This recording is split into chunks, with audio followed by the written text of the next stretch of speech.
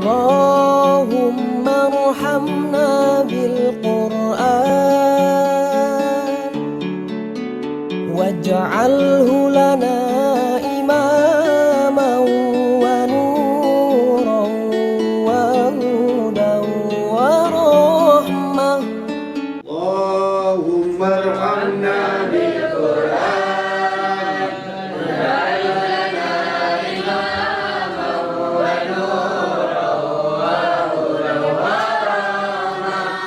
اللهم ذكرنا منه ما نسينا وعلمنا منه ما جهلنا وارزقنا تلاوته آناء الليل وأطراف النهار. واجعله لنا حجة يا رب العالمين. أعوذ بالله من الشيطان الرجيم. بسم الله الرحمن الرحيم. Syukur dan pujian kita rafakkan kepada Allah Subhanahu wa taala. Selawat dan salam ke atas baginda Nabi junjungan mulia, junjungan besar. Kita amat bersyukur kepada Allah kerana Allah telah memilih kita di bawah payungan Institut Al-Furqan Antarabangsa dan institusi-institusi di bawahnya menjadi tanda mercu untuk membawa kalam Allah, ilmu Allah ke seluruh pelosok bumi Allah Subhanahu wa taala. Ketahuilah, barang siapa dipilih untuk mempelajari ilmu ini, mereka telah diberi anugerah yang sangat besar oleh Allah Subhanahu wa taala. Bukan saja anugerah yang besar, malah Allah telah berjanji kepada mereka fauzan azima, fauzan kabira, sebab mengenal Al-Quran, mempelajari ilmu Al-Quran, walaupun sedikit demi sedikit, tapi memahaminya. Memahami Al-Quran bermakna memahami kata-kata Allah, kalam-kalam Allah, pesanan Allah, seruan Allah. Betapa Allah sayang, Allah pilih mereka, Allah pilih kita semua daripada penuntut-penuntut, daripada ahlinya, daripada pengusahanya, daripada penyokongnya, daripada segala lapisan ahli yang terlibat di dalam menjayakan ilmu Al-Quran. Dan Allah Subhanahu wa taala telah menjanjikan, dan tidak pernah Allah janjikan kepada mana-mana makhluk, kepada mana-mana lapisan abid atau sesiapa pun, seperti Allah telah janjikan kepada ahli Al-Quran.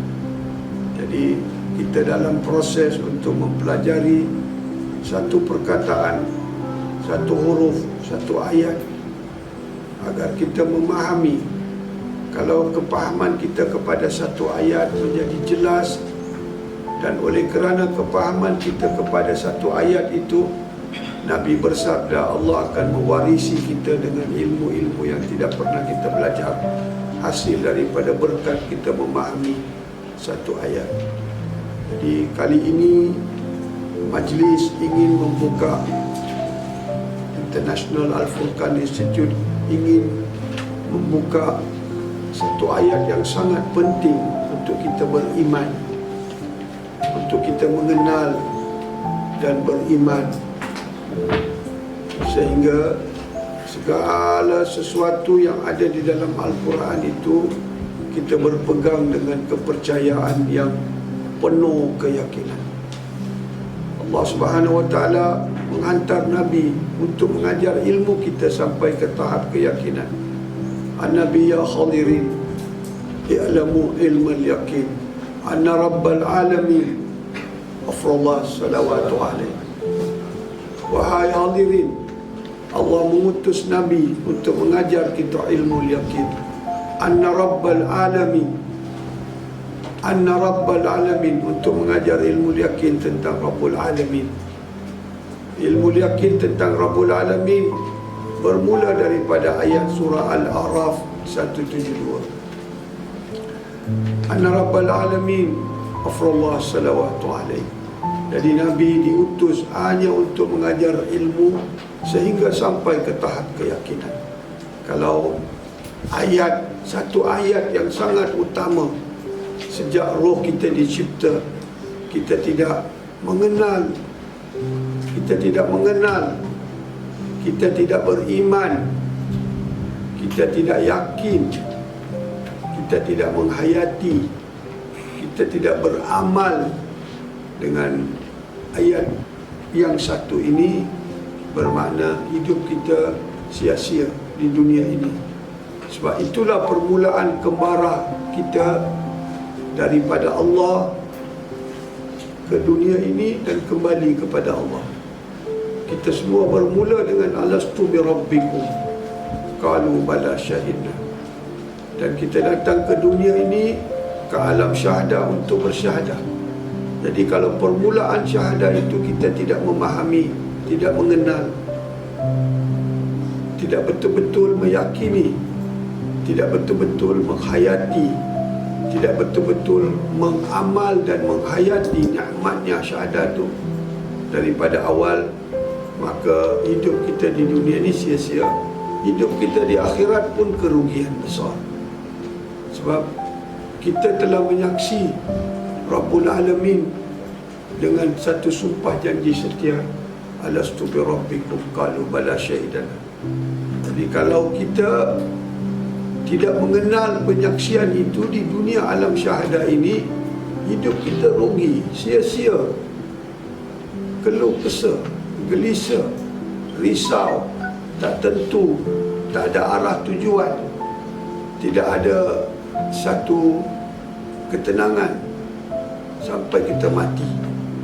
Dan sesudah kita mati, kita dibangkit kembali kepada Allah, kembali kepada alastu bi rabbikum qalu bala syahidana.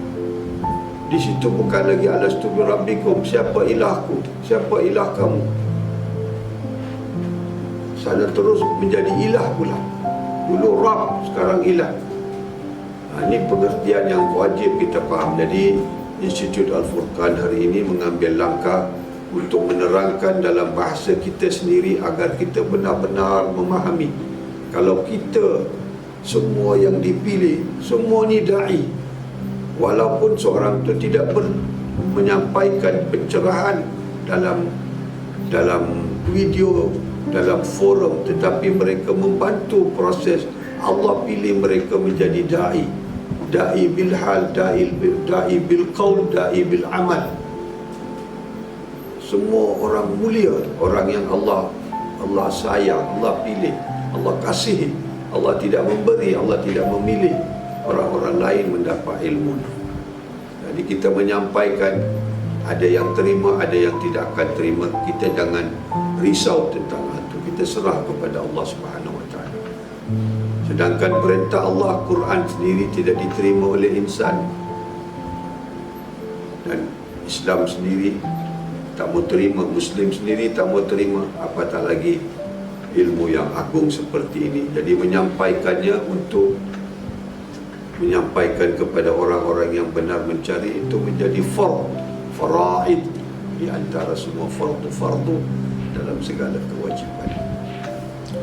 Jadi alhamdulillah, saya nak tekankan pada hari ini kita akan mulakan forum kita dengan tajuk pertama kita adalah untuk memahami sumpah janji kita. Pertama, daripada konteks ayat ni, apa yang kita nak semua pendengar peserta program ini mengetahui apakah kepahaman daripada sumpah janji setia ini. Pertama, ini kena tahu ini adalah sumpah janji setia. Kedua, ini ikrar yang mutlak. Ikrar di alam sana, di alam ini dan di alam selama-lamanya. Bukan saja di alam arwah dahulu, tapi di alam syahadah ni, di alam baqa, di alam syurga selama-lamanya. Alastu bi rabbikum qalu bala syahidana. Okey. Jadi ini adalah ikrar yang abadan abadah.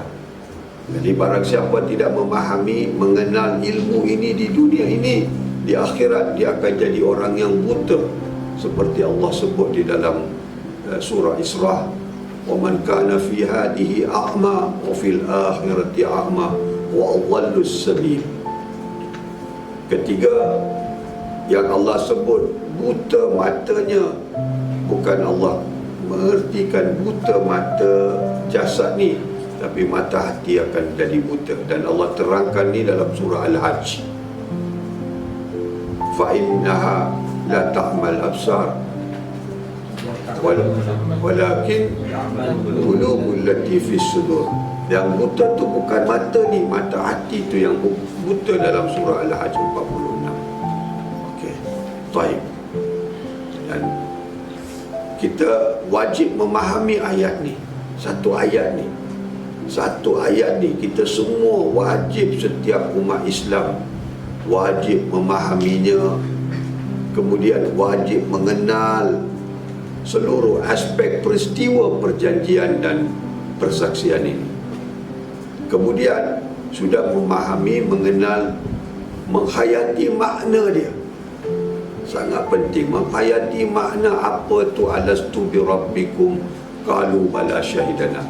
Setelah kita memahami maknanya, kita akan mengamalkan maknanya di dalam hidup kita di sini. Sentiasa di dalam penyaksian yang telah roh kita menyaksi dahulu. Alastu bi rabbikum qalu bala syahidana adalah penyaksian roh. Jadi kita datang sini, kita bukan dengan roh, kita ada jasad, kita ada kalbu, kita ada fuad, kita ada akal, kita ada panca indera. Jadi kalau akal kita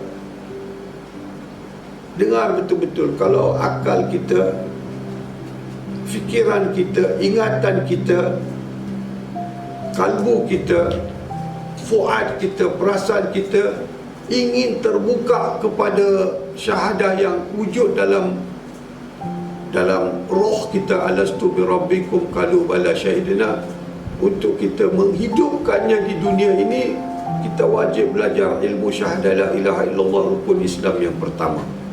Jadi ini tartib yang kita nak sampaikan kepada para pendengar.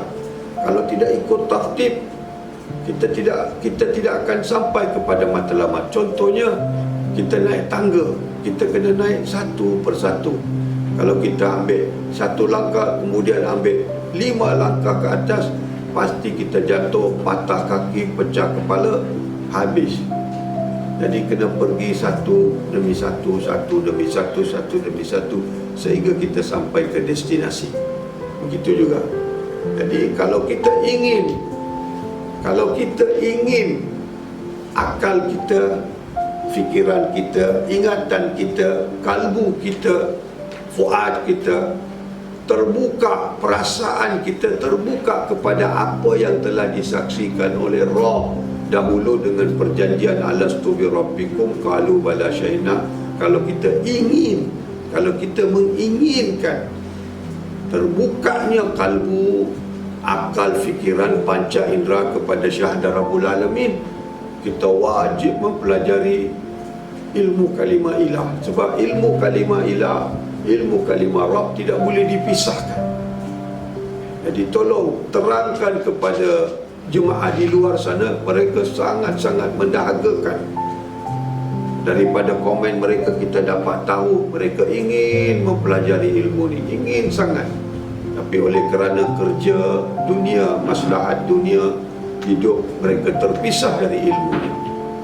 Ya, anak-anak akan mengambil masa 5 tahun, 10 tahun sebelum mereka keluar ke dunia sana untuk menyampaikan dakwah tentang ilmu syahadah la ilaha illallah, ilmu syahadah Rabbul Alamin. Yang ada sekarang mereka sangat penting.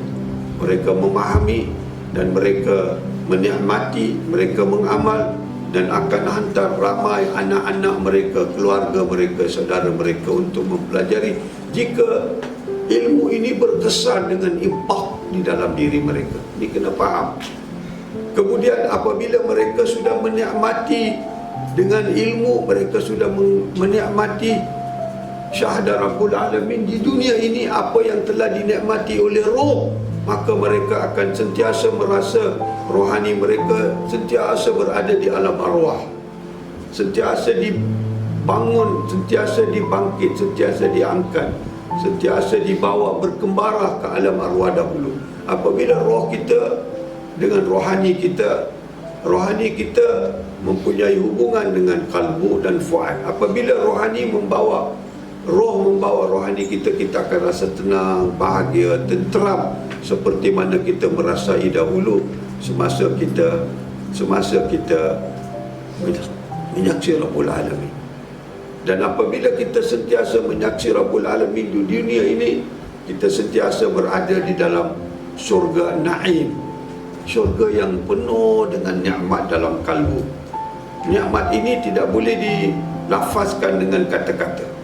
Nikmat ini adalah satu nikmat yang mengalir sentiasa, sungai-sungai yang mengalir, bukan satu sungai, berbagai sungai yang mengalir daripada diri kita ke dalam hidup kita.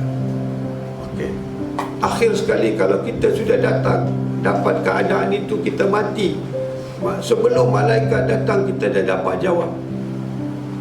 Man Rabbuka? Roh kita sentiasa menyebut Allahu Rabbi, Allahu Rabbi, Allahu Rabbi. Akal pun turut ikut, kalbu pun turut ikut. Akal dah tak boleh jawab dalam kubur, kalbu akan terus berkata-kata Allahu Rabbi, Allahu Rabbi. Seperti berlaku kepada Sayyidina Umar radhiyallahu ta'ala anhu. Munkar Nakir datang untuk menyoal dia. Dia marah balik ke Munkar Nakir. Engkau dah tanya aku siapa Rabb aku? Sepanjang hidup aku belajar Rabb aku menyaksi Rabb aku. Sudah satu statement seorang sahabat yang sangat mulia menunjukkan kita bahawa sepanjang hidupnya daripada hari dia ambil syahadah Taha sampai hari akhir kalamnya, tidak lain dia menyaksi Rabbul Alamin. Dah jelas bahawa kita ini wajib mencari Rabbul Alamin. Dan barang siapa yang telah memperkukuhkan soalan dalam kubur, dijawabnya di akhirat, dia sentiasa menyaksi dalam penyaksian Rabbul Alamin. Barang siapa menyaksi Rabbul Alamin di padang mahsyar, di antara dia dengan orang mujrim, orang kafir, orang musyrik, orang muslim, 70,000 tahun dinding yang dibina oleh Allah. Allahu Akbar. Tidak dia tahu apa sedang berlaku di sana dan di sini. Begini besar kemuliaan Allah Subhanahu wa taala bagi kepada orang yang telah mempelajari ilmu syahadah Rabbul Alamin di dunia ini. Jadi kita sedia tahu bahawa roh kita telah menyaksi, bahawa kalbu kita belum menyaksi, akal kita belum menyaksi, fikiran kita belum menyaksi, perasaan kita belum menyaksi. Jadi inilah usaha kita berada di sini. Okey. Jadi kita pegang kepada satu ayat ni, alastu bi rabbikum qalu bala syahidana. Soalan kita nombor satu, dah berapa dalam ilmu kita tentang ayat ni? Kedua, betapa dalam yakin kita tentang ayat ni? Ketiga, di manakah iman kita tentang satu perjanjian dan sumpah janji setia ikrar kita kepada Allah dalam satu ayat ni? Kalau kita kata saya percaya dengan alastu bi rabbikum qalu bala syahidna, yang telah saya lafazkan sumpah janji setia kepada Rabbul Alamin dahulu, saya percaya. Apakah kepercayaanmu dengan ilmu atau dengan angan-angan atau dengan dengar dan berkata, hearsay? Tanya soalan ni. Para panel kena tanya soalan ni kepada peserta, kepada pendengar, ya. Jadi saya bagi contoh, dua contoh. Satu contoh di hadapan mata kita, Hakim dan Haris. Sampai sekarang saya tak kenal lagi, sebab saya tak cukup ilmu siapa Hakim, siapa Haris. Okey. Tapi ibu, ayahnya, adik-beradiknya kenal daripada kecil, dengan ilmu, dengan yakin. Tidak ada keraguan sedikit pun. Tidak ada keraguan. Bermakna ilmu mensabitkan kepercayaan. Ilmu mensabitkan kepada pengetahuan. Ilmu mentahkikkan kedudukan keyakinan. Ilmu membawa kepercayaan. Ilmu membawa keyakinan. Ilmu membawa kepada pengenalan makrifat. Ilmu.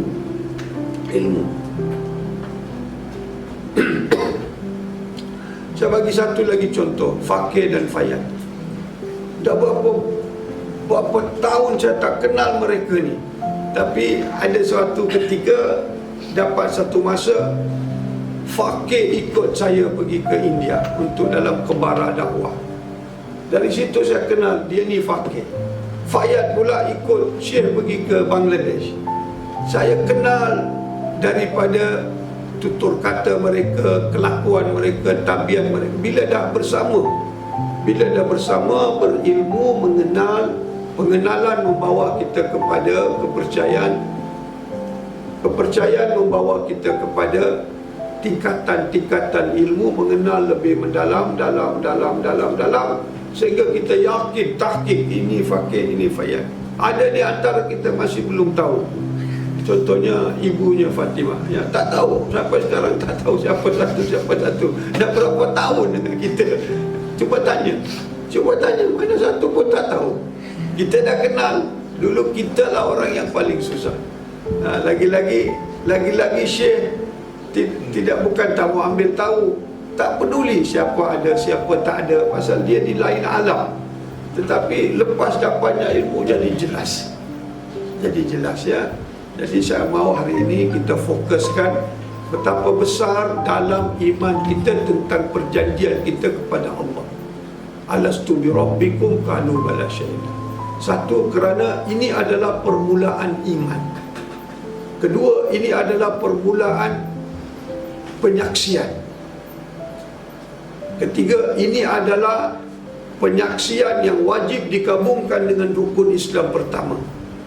Wajib digabungkan ilmu syahadah, amalan kita syahadah dahulu, alastu bi rabbikum qalu bala syahidna, wajib digabungkan dengan asyhadu an la ilaha illallah wa asyhadu anna muhammadar rasulullah. Okey, sekarang soal jawab, analisa. Kita nak kaji setakat mana kedudukan iman kita kepada ayat ni.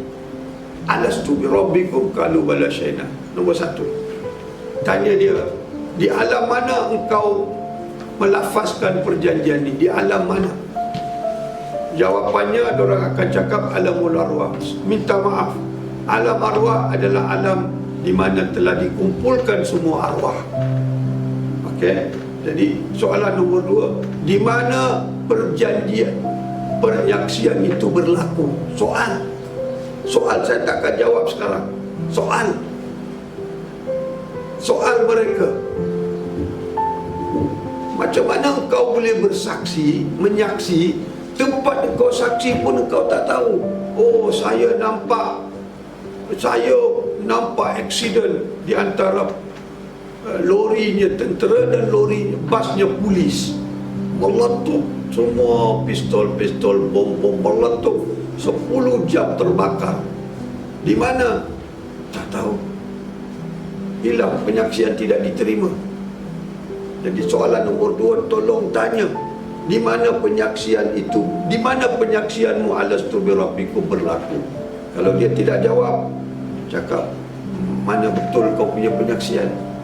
Jadi kena cari ilmu. Nombor 3, Allah berfirman daripada hadis dan juga daripada kitab-kitab di kitab-kitab samawi, ianya berlaku 50,000 tahun. Penyaksian antara kita dengan Rabbul Alamin berlaku 50,000 tahun. Sekarang 50,000 tahun tu bukan di alam dunia ini, di mana ada matahari naik 12 jam, terbit 12 jam, terbenam 12 jam. Tidak. Sana 1000 tahun adalah 1 tahun di sisi Allah. Jadi kamu menyaksi 50,000 tahun, alastu bi rabbikum qalu bala syahidna. Kamu tahu tak 50,000 tahun kali 1000 tahun berapa tahun? Tolong multiply, tolong multiply. Dan kata, kamu tahu tak apa kita duduk buat sana, menyaksi Rabbul Alamin, tengok macam tengok bulan, tengok matahari, kita jemu lah, kita jemu. Manusia punya leher pun akan sangkut jadi buku. Jadi apa tu penyaksian? Okey, next, apa dia peristiwa penyaksian? Tanya soalan ni. Kita tahu tak? Tahu tak? Tak tahu. Tak tahu. Kalau 10 jawapan cakap tak tahu, tertahu, mana ada imanmu ke atas ayat ni? Sebab iman itu di atas pengetahuan, penyaksian itu di atas ilmu, penyaksian itu di atas para penyaksi.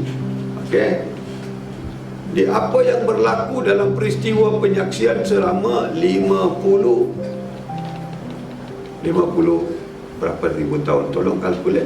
50,000 berapa? 50 juta. Apa berlaku 50 juta tahun di tahun Allah, 50,000 tahun Allah. Sebab kita bukan di bumi.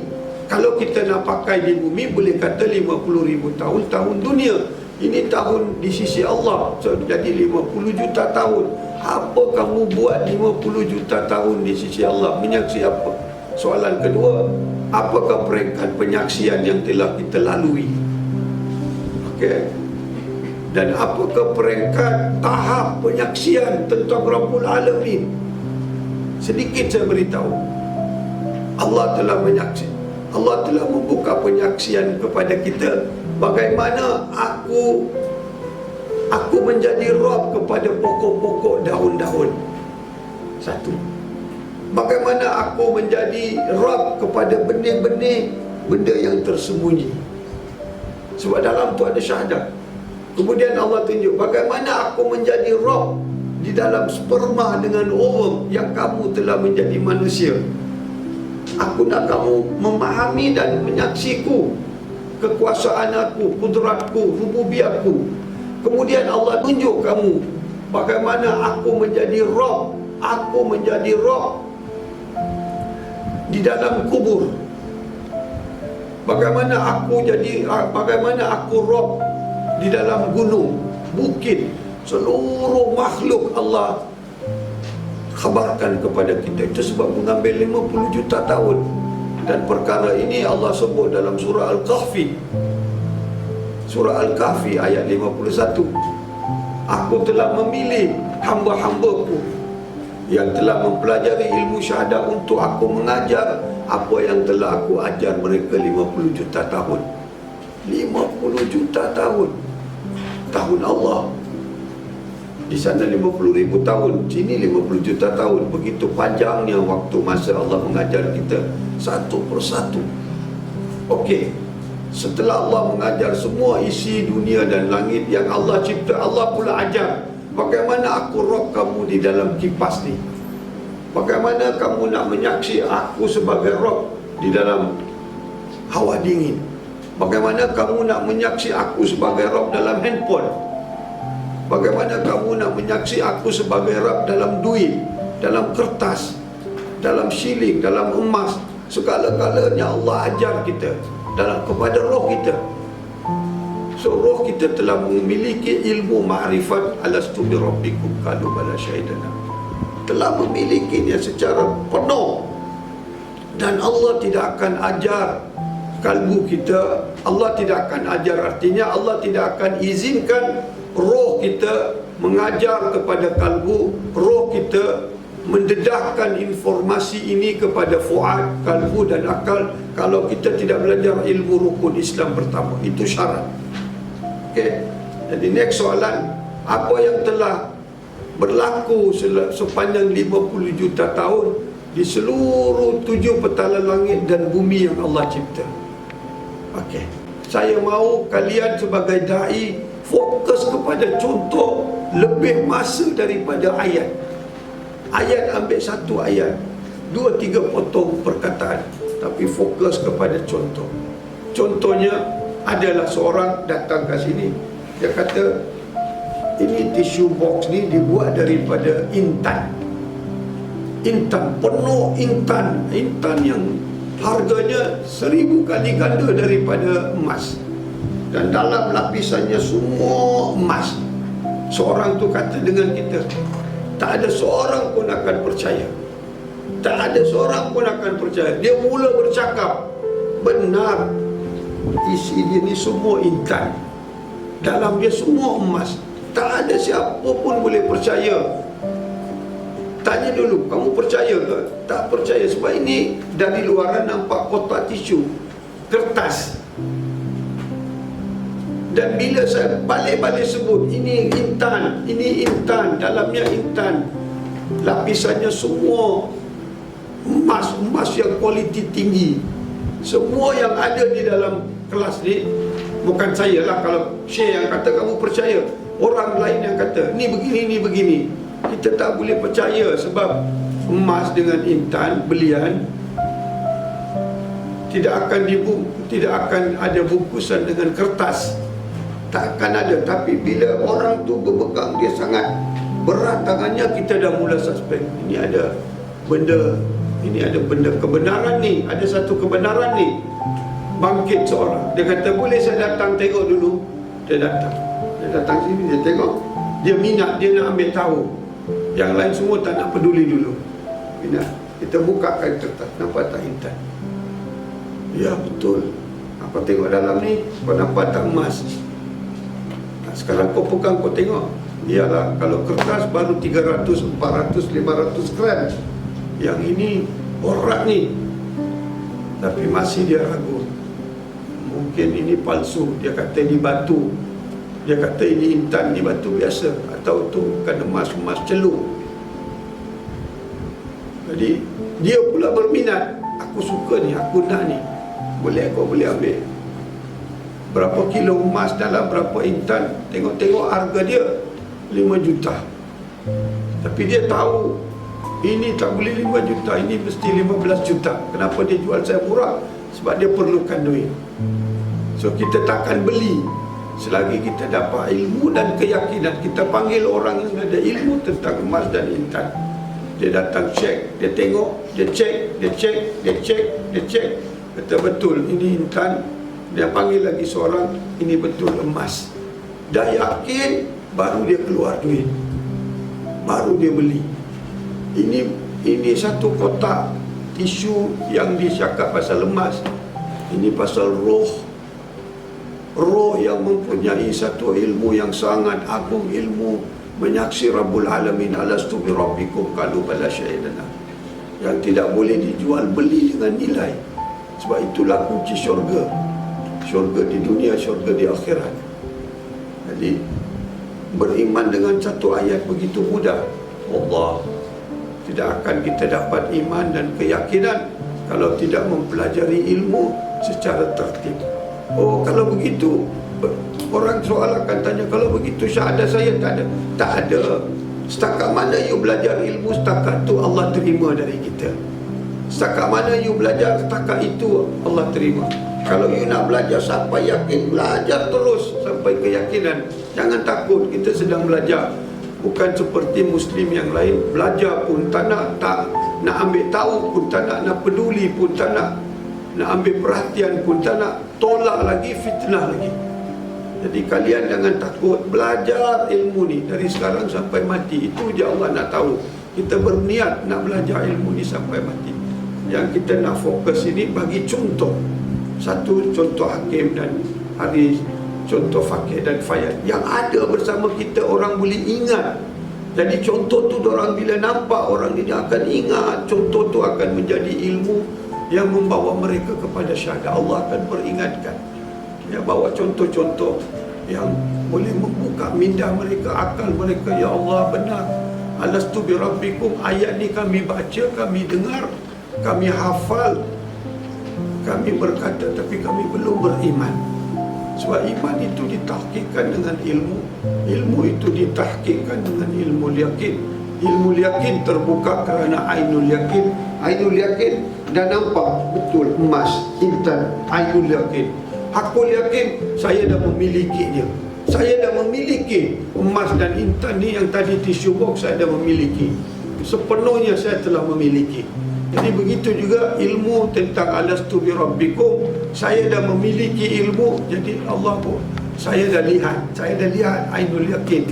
Saya dah melihat, kalbu saya, fuad saya dah melihat apa yang telah disaksikan oleh roh. Bila kita mengamal dan merasai, dia dah jadi darah daging kita, dia dah jadi ingatan kita, dia dah jadi penyaksian kita, dia dah jadi sentiasa hidup di mana-mana kita tengok Rabbu Allah, Rabbun Allah, Rabbun Allah, Rabbun Allah, Rabbun Allah. Surah Fussilat ayat 33. Innal ladzina qalu Rabbuna Allah summa istaqamu. Barang siapa sentiasa berkata Rabbun Allah, Rabbi Allah, Rabbun Allah, Rabbun Allah, Rabbun Allah, Rabbku Allah, dan istiqamah. Dia istiqamah dengan sebutan tu Rabbun Allah. Mana boleh kita istiqamah? Tak ada orang bawa zikir Rabbun Allah, Rabbun Allah, Rabbun Allah, Rabbun Allah. Bermakna ini kata-kata kalbu, ini lafaznya kalbu, ini zikirnya kalbu, ini zikirnya fuad. Setelah dapat ilmu, setelah ilmu tu mencurah-curah, mengalir, sungai-sungai itu mengalir. Bawa lagi ayat berapa tu? 30. Setelah kita dapat alir, setelah daripada roh mengalir sungai-sungai ilmu ni, mengalir sungai-sungai syahadah, mengalir daripada roh ke kalbu, maka kalbu tu hidup dengan syahadah alastu bi rabbikum. Masa tu dia sentiasa akan sebut innal ladzina qalu rabbunallah, rabbunallah, rabbunallah, rabbunallah, rabbunallah, summa istaqamu. Mereka akan istiqamah dengan perkataan ini selama-lama sampai mati, sampai munkar nakir datang ke dalam kubur. Summa istaqamu, summa istaqamu, summa istaqamu. Tatanazzalu alaihimul malaika. Malaikat akan datang kepada kamu. Jangan kamu takut. Alla takhafu wa la tahzanu. Wa abshiru bil jannah. Kamu telah dijanjikan syurga. Jangan kamu takut. Allati kuntum tu'adun. Apa yang telah dijanjikan untuk amalan kamu telah. Jangan kamu takut. Tapi ini yang penting. Ini yang penting tu. Zumastakamu. Qalu Rabbunallah. Zikir. Mana ada zikir Nabi ajar Qalu Rabbunallah, Qalu Rabbunallah, Rabbunallah, Rabbunallah. Tidak ada pernah kita bawa zikir Rabbunallah. Zumastakamu. Istiqamah ni tak boleh putus. Jadi bermakna daripada roh. Kalau ilmu tu dah mengalir kepada kalbu, kalbu akan menyebut Qalu Rabbunallah, Rabbunallah, Rabbunallah, Rabbunallah, Rabbunallah, zumastaqamu. Bila kalbu dah menyebut dan istiqamah, mata kita akan menyaksi, akal kita menyaksi, perasaan kita menyaksi, tak boleh berpisah.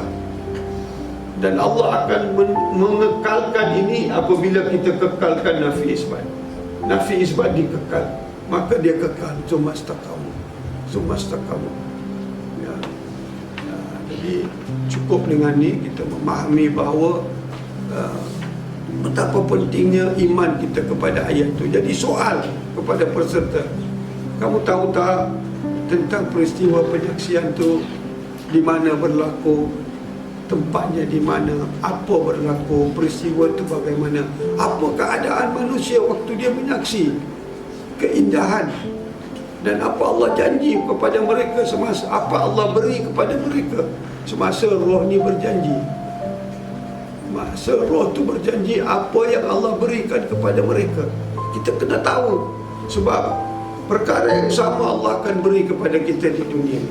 Apa yang Allah telah beri kita 50 juta tahun dahulu semasa menyaksi Rabbul Alamin, Allah beri kita ganjaran, Allah beri kita abuan, Allah memberi kita pelbagai macam ganjaran dan juga pahala. Pada saat tu darjat, Allah bagi kita darjat, Allah beri kita makam kepada roh kita. Makamnya adalah sentiasa boleh turun naik bertemu Allah selepas penyaksian tu. Bolehkah saya dapat sekarang? Memang boleh. Sebab janji Allah sangat benar. Allah tidak akan berubah janjinya. Jadi kita nak yakinkan kepada semua jemaah, kita baru membaca dan mendengar, dan ini ayat yang tidak pernah, tidak mana-mana penceramah bawa. inilah perjanjian kamu, inilah sumpah kamu, inilah. Tapi ilmunya tidak pernah diajar. Jadi kita nak mendalami ilmunya. Dengan ilmu itu akan kekal iman, akan timbul iman, akan wujud iman. Dengan iman sampai kepada yakin, yakin sampai kita beramal, sampai kita menghayati, sampai kita mati dalam keadaan Rabbuna Allah. Bila kita mati dalam keadaan kalbu kita Rabbuna Allah, Rabbuna Allah, Rabbuna Allah, munkar nakir datang, jawapan sudah ada. Sebelum dia tanya, diorang dah jawab. Itu yang berlaku kepada Sayyidina Umar radhiyallahu ta'ala anhu. Itu yang berlaku kepada awliya Allah. Rabi'atul Adawiyah kata, wahai munkar nakir, kau pergi tanyalah Allah tentang diriku. Allah senyum, Allah kata, biarkan waliku, jangan soal dia. Dia memang telah habiskan hidupnya untuk mengenal Rabbnya. Nah, ini kena faham ni. Kalau Rabbuna Allah tu sampai kita mati, masuk dalam kubur, Rabbuna Allah. Bangkit dari kubur, Rabbuna Allah, Rabbuna Allah. Di padang mahsyar, Rabbuna Allah. Orang macam ni Allah nak siksa. Orang macam ni Allah nak ini. Dalam hati dia, diri dia, segala-galanya Rabbuna Allah, Rabbuna Allah, Rabbuna Allah. Jadi alhamdulillah kita akan gunakan soal-soalan ni untuk interaksi bahagian panel yang sama. Tumpukan perhatian kepada contoh bagi orang betul-betul faham. Kenapa ramai orang respon? Sebab jelas, dia kata jelas. Contoh tu jelas, contoh tu jelas, contoh tu cukup kami faham. Jadi slow, tak payah laju-laju, pelan-pelan fahamkan orang. Kepahaman itu penting. Macam kita petik satu ayat saja hari ini, yang ayat lain tu untuk menyokong ayat ni. Ya, jadi kalau kita beri kepahaman, Allah beri lagi kita ilmu kepahaman yang lebih. Kemudian Allah akan bukakan kepada kita roh kita dalam ilham, dalam kasyaf, dalam mimpi, dalam rabita. Allah akan bukakan lagi ilmu. Bertambah ilmu, bertambah kemuliaan kita di sisi Allah. Bertambah darjat kita di sisi Allah, bertambah makam kita di sisi Allah. Dan segala Al-Quran yang kita belajar akan menjadi nurani. Segala Quran yang kita hafal akan menjadi nur, akan membawa kemuliaan yang sangat besar yang disebut tadi dalam hadis. Orang yang menjunjung Al-Quran, ilmu Al-Quran tu wajib dimuliakan. Tapi ahli Quran, orang-orang Quran sekarang direndahkan serendah-rendah kerana mereka tak ada ilmu Al-Quran. Mereka tahu membaca, menghafal. Jadi insyaAllah kita tekankan pasal ilmu alastu bi rabbikum. Iman, ilmu, yakin, amalan, penghayatan. Hidup mati dengan. Kalau tidak ada ilmu, kalau tak ada iman, ilmu kepada alastu bi rabbikum, tidak ada iman kepada alastu bi rabbikum, tidak ada keyakinan kepada alastu bi rabbikum, tidak ada ma'rifat kepada alastu bi rabbikum, tidak ada syahadah alastu bi rabbikum. Tak ada syahadah, roh kau dah syahadah, kalbu belum syahadah tentang alastu bi rabbikum, fuad belum syahadah alastu bi rabbikum, akalmu belum bersyahadah, mulutmu belum bersyahadah, perasaanmu belum bersyahadah alastu bi rabbikum. Bila kau belajar, semuanya akan bersyahadah. Pada masa kita dah belajar, kita sebut alastu bi rabbikum di sisi Allah, Allah buka terus syahadahnya, Allah buka. Jadi insyaAllah cukup pada hari ini. Yang pentingnya ilmu ni wajib diberi kepahaman. Bila kita beri kepahaman kepada orang luar di sana, jemaah kita khususnya, Allah akan tambah kepahaman tu pada kita. Yang pentingnya Allah, apa yang saya sampaikan, beri kepahaman kepada orang semua, ya Allah. Bukakan hati mereka, bukakan minda mereka. Kepahaman itu sangat penting.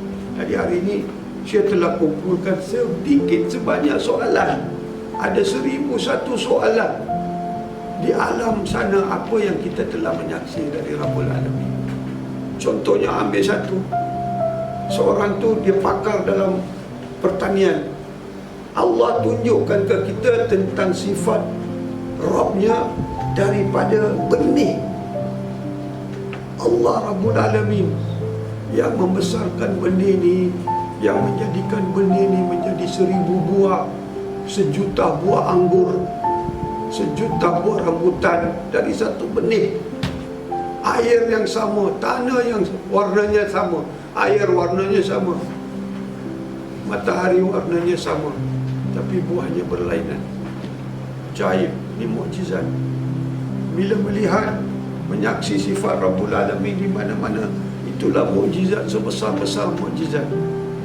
Kalau mukjizat ini tak terbuka, mukjizat lain semua tak akan terbuka. Amin. Semoga Allah Subhanahu Wa Taala merahmati kita. Dan kalau ada soalan, tanya. Daripada sekarang, macam mana panel nak menjalankan program sebagai dai, tanya soalan. Yang pertama, tajuk dia adalah mengenal dan mengimani alastu bi rabbikum. Kita nak mengenal ayat ni, alastu bi rabbikum, dan mengimani, mempercayai apa yang telah roh kita lafazkan. Tanya dulu, lafaz ni lafaz roh ke lafaznya kalbu? Roh. Lafaz ni lafaznya roh ke lafaznya akal? Roh. Lafaz ni lafaznya mulut ke lafaznya roh? Roh. Kenapa kamu mengucap? Kenapa kamu membaca tanpa ilmu? Kenapa kamu membaca alastu bi rabbikum qalu bala syai'na tanpa ilmu? Jangan baca kalau tak ada ilmu. Menjadi pendustaan, khususnya di dalam ilmu penyaksian.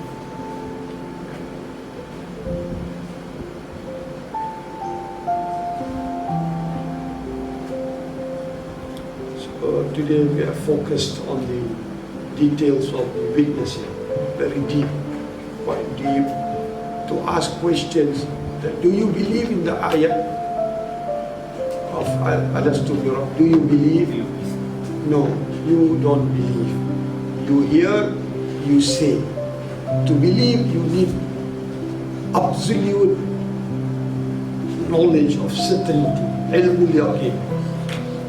Di mana Allah sebut ilmu yakin tentang surah At-Takasur, Al-Haqumut Takasur hatta zuqtumul maqabir, kalla sawfa ta'lamun, zumma kalla sawfa ta'lamun, kalla law ta'lamuna ilmal yakin. Ilmu yakin yang paling awal kita belajar adalah ilmu yakin tentang Al-Quran. Dalam Al-Quran, ayat yang paling kita wajib yakin tentang syahadat, tentang syahadat la ilaha illallah. Tapi Allah tidak akan bukakan ilmu syahadat la ilaha illallah sehingga kita beriman kepada alastu bi rabbikum. So Allah wants us to have yakin on that ayat. How to have yakin? You ask them a series of questions, 10-20 questions. Where did you witness Rabbul Alamin? Tell me. They will say, Alamul Arwah. No, Alamul Arwah is the place Allah assembled all the arwah, assembled in one spot. Where did you witness Rabbul Alamin? Which place? No, I don't know. Where did you witness the accident? No, I don't know. Then what you say? If you have no knowledge of where you witnessed the accident, that means you are lying. You don't know the place where it occurred. You cannot make fitna. That accident happened in the town in front of the masjid. We go and refer, did any accident happen here in front of the Masjid Sultan? Nothing. So you are a liar. And you say it involved a police military truck and a police bus. Military truck and a police bus. This is a lie. This is not true. This is absolutely lie. Then he says, I don't know whether it was night and day. So how can you say I witnessed? Alastu bil accident. Alastu bi rabbikum. How can you say? And how long did this witnessing take place? 50 million years, 50,000 years. Fi ayyamillah, not ayyamun nas, not ayyamud dunya. Fi ayyamillah, we are not in dunya at that time, we are there. So 50 million years. What did you witness 50 million years? Your neck will go frozen, you know. Will go frozen witnessing. What is that? What is this witnessing? 50 million years. What kind of witnessing? What levels of witnessing? What dimension of witnessing? Knowledge. What did you witness of Rabbul Alamin? He says no, no, no. Then what is your iman? Iman is based on lie. وَمِنَ النَّاسِ مَنْ يَقُولُ آمَنَّا بِاللَّهِ وَبِالْيَوْمِ الْآخِرِ وَمَا هُمْ بِمُؤْمِنِينَ. You are not a mu'min.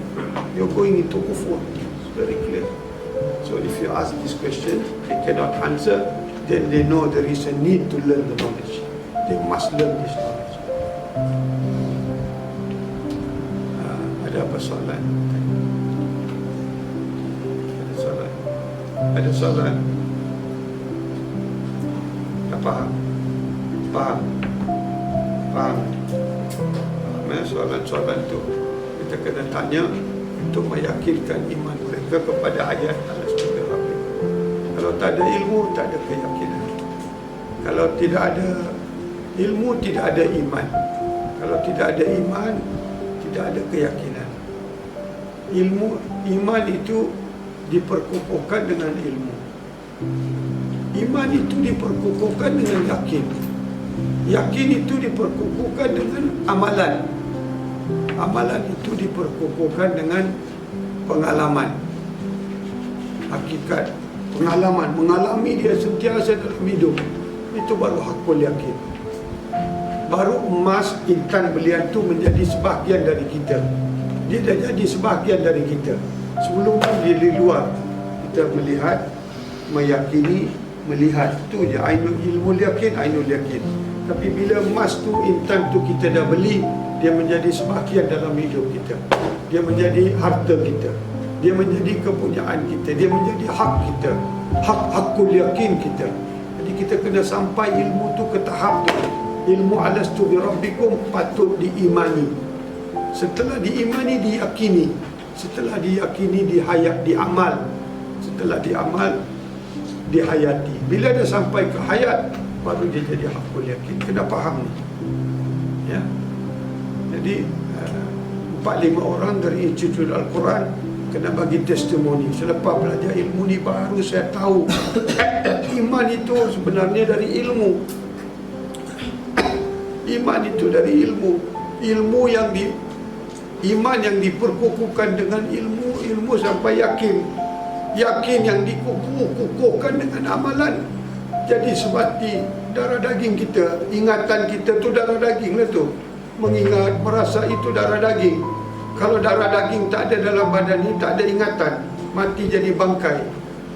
Bangkai, tinggal tengkorak aja. So, ilmu ni jadi darah daging. Sebab ingatan, perasaan, ingatan, menyaksi, menjadi darah daging. Apa yang jadi darah daging, jadi hakul yakin. Baru kita tahu, ya Allah, apa yang kita wajib buat dari sekarang? Tengok kipas. Kipas bukan Rabbku, Allah Rabbku. Aircon bukan Rabbku. Macam mana? Belum ada ilmu. Ikut je. Tengok apa pun dulu bukan ilahku. Jadi itu sebab kalimah ilah, kalimah Rabb tidak boleh berpisah. Kalimah Rabb sebenarnya bukan dengan mulut. Bukan ilahku wajib dengan mulut. Kalimah Rabb dengan kalbu. Jadi bila dah kita kenal segala-galanya bukan Rabbku, Allah lah Rabbku, hidup dalam kalbu dengan ma'rifat. Ma'rifat menghidupkan kalbu. Ma'rifat menghidupkan fuad. Hakikat, ilmu hakikat menghidupkan rohani. Rohani yang perlu, kita perlu rohani. Rahsia sir menghidupkan sir kita. InsyaAllah muzakarah 2-3 kali. Jadi forum menjadi mentah. Forum kita dah dapat sambutan yang baik. Ini jemaah dah sambut sebab mereka orang ikhlas. Nanti kita keluar ke dunia, orang terima tak terima kita tak peduli. Kamu pergilah, kami tak peduli. Dah ada orang yang benar-benar ikhlas dan menerima ilmu ni, kita yakin. Jadi yakinkan dulu jemaah kita ni di luar sana. Ibu bapa kita lah, yakinkan, belajar ilmu ni, cari ilmu ni. Dan bila mereka dah yakin, kita keluar ke dunia, orang tolak, dah lumrah dah. Ini memang kafir, memang ramai kafir daripada mukmin. Allah yang sebut, sedikit saja orang yang beriman. Sangat sedikit orang yang beriman. Orang sedikit itulah yang kami mencari, bukan yang banyak. Banyak tu fasik, fasikun, mujrimun, kafirun, munafikun. Jangan peduli. Allahumma arhamna bil Qur'an waj'alhu lana imaman wa nuran wa hudan wa rahmah. Allahumma dhakkirna minhu ma nasina wa 'allimna minhu ma jahilna warzuqna tilawatahu ana al-layli wa atrafan nahar waj'alna hujjatan ya rabbal alamin. Allahumma arhamna bil Qur'an waj'alhu lana imaman wa nuran wa hudan wa rahmah. Salatullahi wa salam ala man uhiyal Qur'an. Salatullahi wa salam ala man uhiyal Qur'an wa ahli baitihil kiram wa sahbihi dhawil Qur'an wa ahli baitihil kiram wa sahbihi dhawil